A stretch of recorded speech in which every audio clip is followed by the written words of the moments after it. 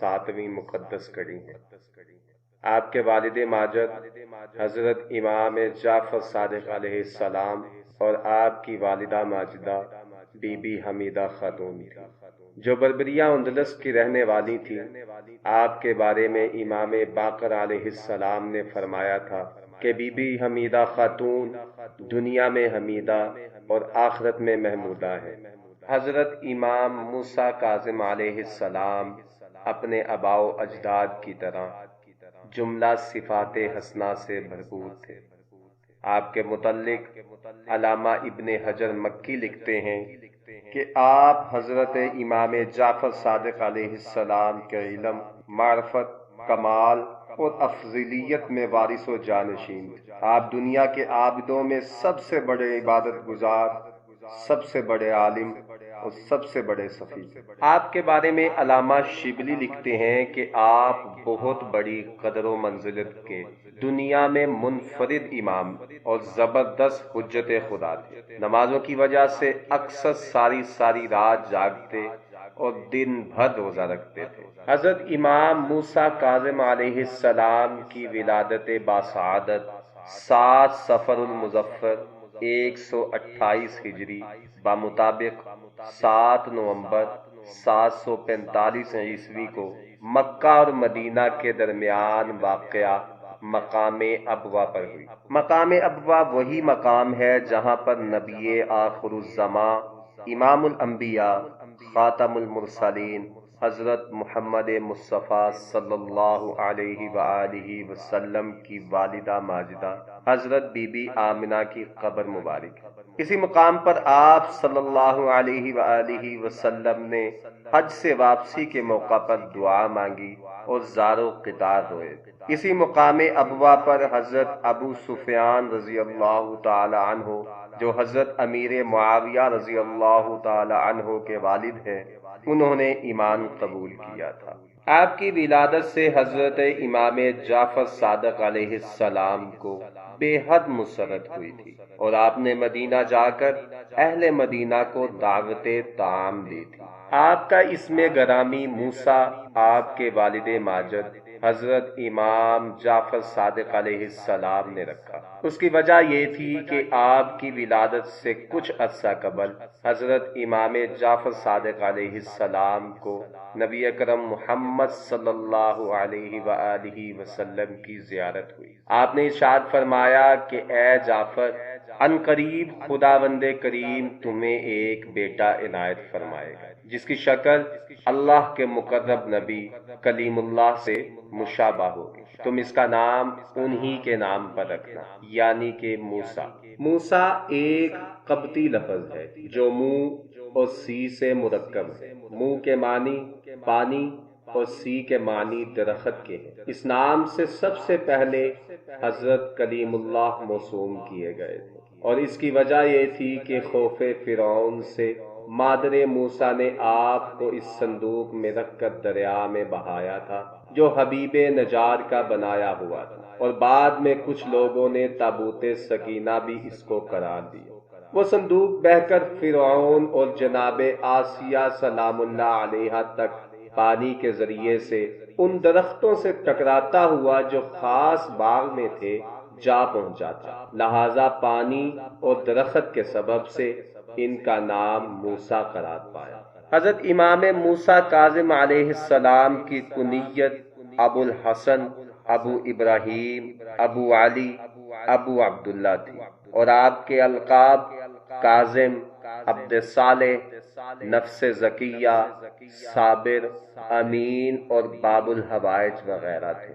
شہرت عامہ کاظم کو ملی، اس کی وجہ یہ ہے کہ آپ بدسلوک کے ساتھ احسان کرتے اور ستانے والے کو معاف فرماتے اور غصے کو پی جاتے تھے۔ آپ بہت حلیم، بردبار اور اپنے پر ظلم کرنے والے کو معاف کر دینے والے تھے۔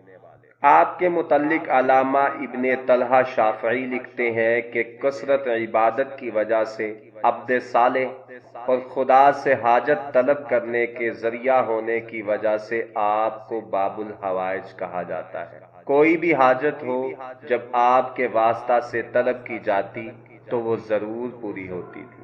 حضرت امام موسیٰ کاظم علیہ السلام کی عمر کے 20 برس اپنے والد بزرگوار حضرت امام جعفر صادق علیہ السلام کے زیر سایہ تربیت میں گزرے۔ ایک طرف خدا کے دیے ہوئے فطری کمال کے جوہر اور دوسری طرف اس باپ کی تربیت جس نے پیغمبر کے بتائے ہوئے مکارم و اخلاق کی یاد کو بھولی ہوئی دنیا میں ایسا تازہ کر دیا کہ انہیں ایک طرح سے اپنا بنا لیا۔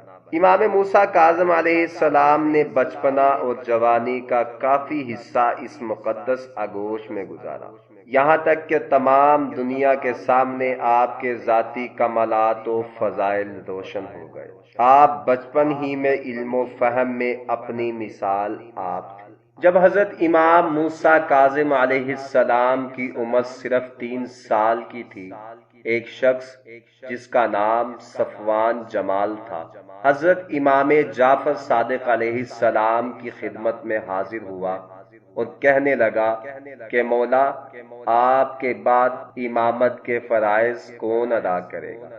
آپ نے ارشاد فرمایا، اے صفوان، تم اسی جگہ بیٹھے رہو اور دیکھتے جاؤ جو ایسا بچہ میرے گھر سے نکلے جس کی ہر بات معرفت خداوندی سے پر ہو اور عام بچوں کی طرح لہو و لعب نہ کرتا ہو، سمجھ لینا کہ عنان امامت اسی کے لیے سزاوار ہے۔ اتنے میں امام موسیٰ کاظم علیہ السلام بکری کا ایک بچہ لیے ہوئے برآمد ہوئے اور باہر آ کر اس سے کہنے لگے، اپنے خدا کا سجدہ کر۔ یہ دیکھ کر امام جعفر صادق علیہ السلام نے انہیں اپنے سینے سے لگا لیا۔ صفوان کہتا ہے، یہ دیکھ کر میں نے امام موسیٰ کاظم علیہ السلام سے کہا، صاحبزادے، اس بچہ کو کہیے کہ مر جائے۔ آپ نے ارشاد فرمایا کہ وائے ہو تم پر، کیا موت و حیات میرے ہی اختیار میں ہے؟ ایک روز امام ابو حنیفہ رحمہ اللہ حضرت امام جعفر صادق علیہ السلام سے مسائل دینیہ دریافت کرنے کے لیے حسب دستور حاضر ہوئے۔ اتفاقاً آپ آرام فرما رہے تھے۔ امام ابو حنیفہ رحمہ اللہ اس انتظار میں بیٹھ گئے کہ آپ بیدار ہوں تو عرض مدعا کروں۔ اتنے میں حضرت امام موسیٰ کاظم علیہ السلام، جن کی عمر اس وقت صرف 5 سال کی تھی، برآمد ہوئے۔ امام ابو حنیفہ رحمہ اللہ نے انہیں سلام کر کے کہا، اے صاحبزادے، یہ بتاؤ کہ انسان فعل مختار ہے یا ان کے فعل کا خدا فاعل ہے؟ یہ سن کر حضرت امام موسیٰ کاظم علیہ السلام زمین پر دوزانوں بیٹھ گئے اور فرمانے لگے، سنو ابو حنیفہ، بندوں کے افعال 3 حالتوں سے خالی نہیں، یا ان کے افعال کا فاعل صرف خدا ہے یا صرف بندہ، یا دونوں کی شرکت سے افعال واقع ہوتے ہیں۔ اگر پہلی صورت ہے تو خدا کو بندہ پر عذاب کا حق نہیں، اگر تیسری صورت ہے تو بھی یہ انصاف کے خلاف ہے کہ بندہ کو سزا دے اور اپنے کو بچا لے، کیونکہ ارتکاب دونوں کی شرکت سے ہوا ہے۔ اب لا محالہ دوسری صورت ہوگی، وہ یہ کہ بندہ خود فاعل ہو اور ارتکاب قبیح پر خدا اسے سزا دے۔ 148 ہجری میں امام جعفر صادق علیہ السلام کی وفات ہوئی۔ اس وقت سے حضرت امام موسیٰ کاظم علیہ السلام بذات خود فرائض امامت کے ذمہ دار ہوئے۔ اس وقت سلطنت عباسیہ کے تخت پر منصور دوانقی بادشاہ تھا۔ یہ وہی ظالم بادشاہ تھا جس کے ہاتھوں لاتعداد سادات مظالم کا نشانہ بن چکے تھے، تلوار کے گھاٹ اتارے گئے، دیواروں میں چنوائے گئے یا قید رکھے گئے۔ خود امام جعفر صادق علیہ السلام کے خلاف طرح طرح کی سازشیں کی جا چکی تھی اور مختلف صورت سے تکلیفیں پہنچائی گئی تھیں، یہاں تک کہ منصور ہی کا بھیجا ہوا زہر تھا جس سے آپ دنیا سے رخصت ہوئے تھے۔ 158 ہجری کے آخر میں منصور دوان کی دنیا سے رخصت ہوا اور اس کا بیٹا مہدی تخت سلطنت پر بیٹھا۔ شروع میں تو اس نے بھی حضرت امام موسیٰ کاظم علیہ السلام کے عزت و احترام کے خلاف کوئی برتاؤ نہیں کیا، مگر چند سال بعد پھر وہی بنی فاطمہ کی مخالفت کا جذبہ ابھرا اور 164 ہجری میں جب وہ حج کے نام سے حجاز کی طرف گیا تو حضرت امام موسیٰ کاظم علیہ السلام کو اپنے ساتھ مکہ سے بغداد لے گیا اور قید کر دیا۔ 1 سال تک حضرت اس کی قید میں رہے، پھر اس کو اپنی غلطی کا احساس ہوا اور حضرت کو مدینہ کی طرف واپسی کا موقع دیا گیا۔ خلیفہ مہدی عباسی نے اپنی زندگی میں کچھ اچھے کام بھی کیے ہیں۔ اس نے بہت سے ملحدوں کو خاک میں ملایا تھا۔ مانی جو فلسفی تھا اور مزوق متوفی 4 صدی عیسوی کے عقائد سے مغلوط گمراہ کن عقیدے کی نشو و نما کرتا تھا، اس کو اسی نے قتل کروایا تھا۔ تواریخ میں ملتا ہے کہ مہدی کے بعد اس کا بیٹا ہادی عباسی 22 محرم الحرام 159 ہجری بمطابق 785 عیسوی میں تخت خلافت پر متمکن ہوا۔ ہادی بڑا خود سر، خود رائے، ضدی، ظالم اور خون خوار بادشاہ تھا۔ ہادی کو آل محمد سے وہی بغض و عناء تھا جو اس کے آباء و اجداد کو تھا۔ اسی کی سلطنت میں اور اسی کی عہد حکومت میں مدینہ کے گورنر نے امام حسن علیہ السلام کی اولاد میں سے بعض افراد پر باداخوری کا جھوٹا الزام لگا کر پٹوایا اور ان کے گلے میں رسیاں بندھوا کر مدینہ کے کوچہ و بازار میں تشہیر کروایا اور کئی 100 بنی حسن کا قتل کروایا اور ان کی نمایاں فرد جناب حسنین بن علی بن حسن مثلث بن حسن مسنا کا سر کٹوا کر بغداد بھجوا دیا اور پوری طاقت سے سادات کا استحصال کرایا۔ ہادی نے حضرت امام موسیٰ کاظم علیہ السلام کے ساتھ وہی کچھ کیا جو حضرت امام کے آباء و اجداد کے ساتھ کرتے آئے تھے۔ علامہ ابن حجر مکی لکھتے ہیں کہ خلیفہ ہادی بن مہدی نے حضرت امام موسیٰ کاظم علیہ السلام کو قید کر دیا۔ آپ قید کی صحبت برداشت کر ہی رہے تھے کہ ایک شب ہادی کے خواب میں مولا علی علیہ السلام نے آ کر اس کے سامنے ایک آیت پڑھی جس کا ترجمہ یہ ہے کہ کیا اس لیے تم کو حاکم بنایا گیا کہ تم فساد برپا کرو، قطع رحمی کرو۔ اس خواب سے وہ بیدار ہوا اور اس نے فوراً آپ کی رہائی کا حکم دے دیا۔ حضرت امام موسیٰ کاظم علیہ السلام اس مقدس سلسلہ کے ایک فرد تھے جس کو خالق نے نوع انسان کے لیے معیار و کمال قرار دیا تھا، اس لیے ان میں سے ہر ایک اپنے وقت میں بہترین اخلاق و اوصاف کا مرقع تھا۔ بے شک یہ ایک حقیقت ہے کہ بعض افراد میں بعض صفات اتنی ممتاز نظر آتی ہیں کہ سب سے پہلے انہی پر نظر پڑتی ہے۔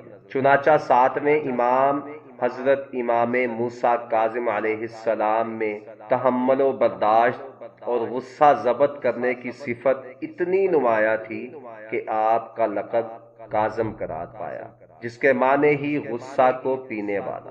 آپ کو کبھی کسی نے ترش روئی اور سختی کے ساتھ بات کرتے نہیں دیکھا اور انتہائی ناگوار حالات میں بھی مسکراتے ہوئے نظر آتے تھے۔ مدینہ کے ایک حاکم سے آپ کو سخت تکلیفیں پہنچی، یہاں تک کہ وہ جناب امیر حضرت مولا علی علیہ السلام کی شان میں بھی نازیبا الفاظ استعمال کیا کرتا تھا، مگر حضرت نے اپنے اصحاب کو ہمیشہ اس کے جواب دینے سے روکا۔ آپ کو زمانہ بہت ناسازگار ملا تھا، نہ اس وقت وہ علمی دربار قائم رہ سکتا تھا جو حضرت امام جعفر صادق علیہ السلام کے زمانہ میں قائم رہ چکا تھا، نہ دوسرے ذرائع سے تبلیغ و اشاعت ممکن تھی۔ بس آپ کی خاموش سیرت ہی تھی جو دنیا کو آل محمد کی تعلیمات سے روشناس بنا سکتی تھی۔ آپ اپنے مجموعوں میں بھی اکثر بالکل خاموش رہتے تھے، یہاں تک کہ جب تک آپ سے کسی امر کے متعلق کوئی سوال نہ کیا جائے آپ گفتگو میں ابتدا بھی نہ فرماتے تھے۔ اس کے باوجود آپ کی علمی جلالت کا سکہ دوست اور دشمن سب کے دل پر قائم تھا۔ آپ کی سخاوت اور فیاضی کا بھی شاہراہ تھا اور فقرائے مدینہ کی اکثر پوشیدہ طور پر خبر گیری فرمایا کرتے تھے۔ حضرت علامہ خطیب بغدادی لکھتے ہیں کہ آپ بے انتہا عبادت و ریاضت فرمایا کرتے تھے اور اطاعت خدا میں اس درجہ شدت برداشت کیا کرتے تھے جس کی کوئی حد نہ تھی۔ ایک دفعہ مسجد نبوی میں آپ کو دیکھا گیا کہ آپ سجدہ میں مناجات فرما رہے ہیں اور اس درجہ سجدہ کو طول دیا کہ صبح ہو گئی۔ حضرت امام موسیٰ کاظم علیہ السلام کی علمی پاور کا اندازہ اس بات سے لگا لیں کہ ہارون رشید نے 21 سالہ حکومت میں ان کو سکھ کا سانس تک نہیں لینے دیا۔ حضرت امام موسیٰ کاظم علیہ السلام سے بہت سی حدیثیں مروی ہیں۔ حضرت امام احمد بن حنبل فرماتے ہیں کہ آپ کا سلسلہ روایت اتنا اہم ہے کہ اگر مجنون پر پڑھ کر دم کر دیا جائے تو اس کا جنون جاتا رہے۔ 15 ربیع الاول 170 ہجری کو مہدی کا بیٹا ابو جعفر ہارون رشید عباسی خلیفہ وقت بنایا گیا۔ ہارون رشید نے 173 ہجری میں پہل حج کیا۔ علامہ ابن حجر مکی تحریر فرماتے ہیں کہ جب ہارون رشید حج کو آیا تو لوگوں نے حضرت امام موسیٰ کاظم علیہ السلام کے بارے میں چغلی کھائی کہ ان کے پاس ہر طرف سے مال چلا آتا ہے۔ اتفاق سے ایک روز ہارون رشید خانہ کعبہ کے نزدیک حضرت امام موسیٰ کاظم علیہ السلام سے ملاقاتی ہوا اور کہنے لگا، تم ہی ہو جن سے لوگ چھپ چھپ کر بیعت کرتے ہیں؟ امام موسیٰ کاظم علیہ السلام نے فرمایا، ہم دلوں کے امام ہیں اور آپ جسموں کے۔ پھر ہارون رشید نے امام موسیٰ کاظم علیہ السلام سے پوچھا کہ تم کس دلیل سے کہتے ہو کہ ہم رسول اللہ کی ذریت ہیں، حالانکہ تم علی کی اولاد ہو اور ہر شخص اپنے دادا سے منتسب ہوتا ہے نہ کہ نانا سے منتسب۔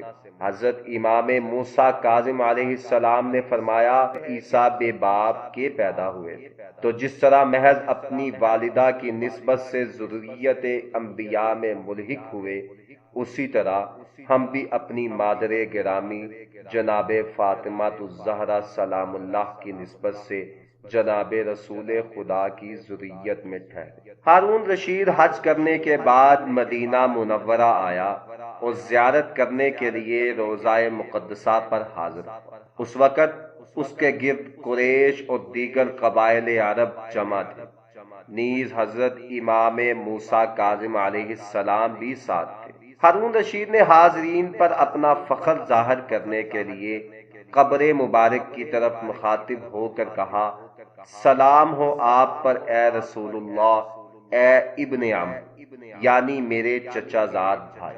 حضرت امام موسیٰ کاظم علیہ السلام نے فرمایا کہ سلام ہو آپ پر اے میرے پدر بزرگوار۔ یہ سن کر ہارون کے چہرے کا رنگ فک ہو گیا اور اس نے حضرت امام موسیٰ کاظم علیہ السلام کو اپنے ہمراہ لے جا کر قید کر دیا۔ علامہ ابن حجر مکی بحوالہ علامہ مسعودی لکھتے ہیں کہ ایک شب کو ہارون رشید نے حضرت علی علیہ السلام کو خواب میں اس طرح دیکھا کہ وہ ایک تیشہ لیے ہوئے تشریف لائے ہیں اور فرماتے ہیں کہ میرے فرزند کو رہا کر دے ورنہ میں ابھی تجھے کیفر کردار تک پہنچا دوں گا۔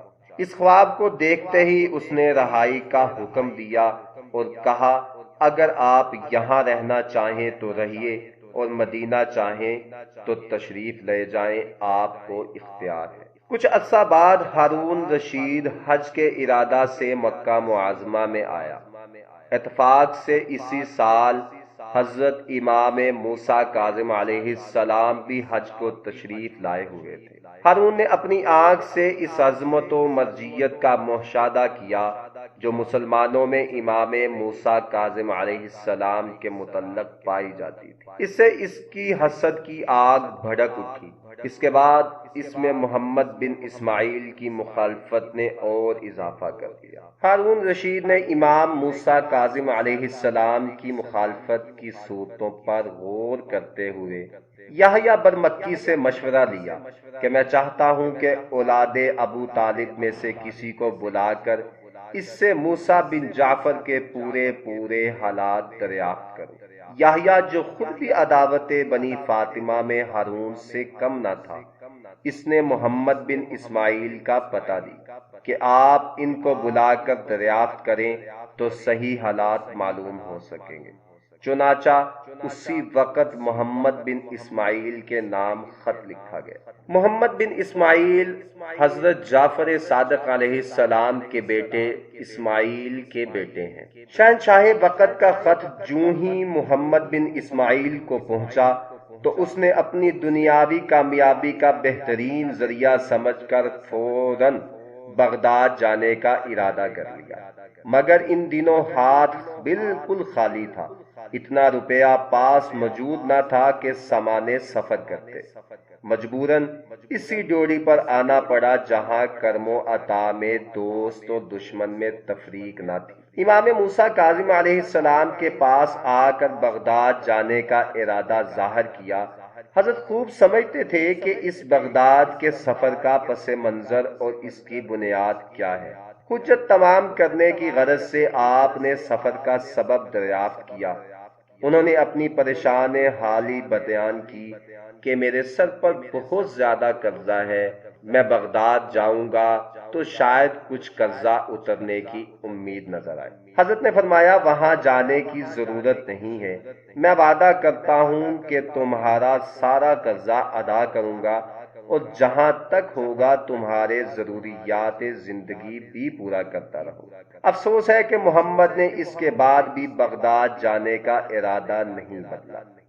چلتے وقت حضرت سے رخصت ہونے لگے تو عرض کیا مجھے وہاں کے متعلق کچھ ہدایات فرمائیے۔ حضرت نے اس کا کچھ جواب نہ دیا۔ جب انہوں نے کئی مرتبہ اصرار کیا تو حضرت نے فرمایا بس اتنا خیال رکھنا کہ میرے خون میں شریک نہ ہونا اور میرے بچوں کی یتیمی کا باعث نہ بننا۔ جب محمد بن اسماعیل چلنے لگے تو حضرت امام موسیٰ کاظم علیہ السلام نے 450 دینار اور 1500 درہم انہیں مصارف سفر کے لیے عطا فرمایا۔ نتیجہ وہی ہوا جو حضرت کے پیش نظر تھا۔ محمد بن اسماعیل بغداد پہنچے اور وزیر اعظم برمکی کے مہمان ہوئے۔ اس کے بعد یحییٰ کے ساتھ ہارون کے دربار میں پہنچے۔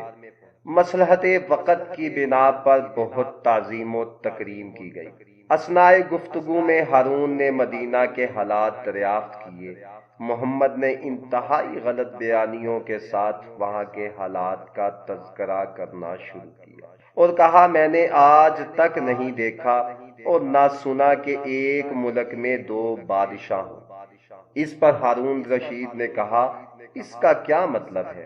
محمد نے کہا بالکل اسی طرح جیسے آپ بغداد میں سلطنت کر رہے ہیں، موسیٰ کاظم علیہ السلام مدینہ میں اپنی سلطنت قائم کیے ہوئے ہیں۔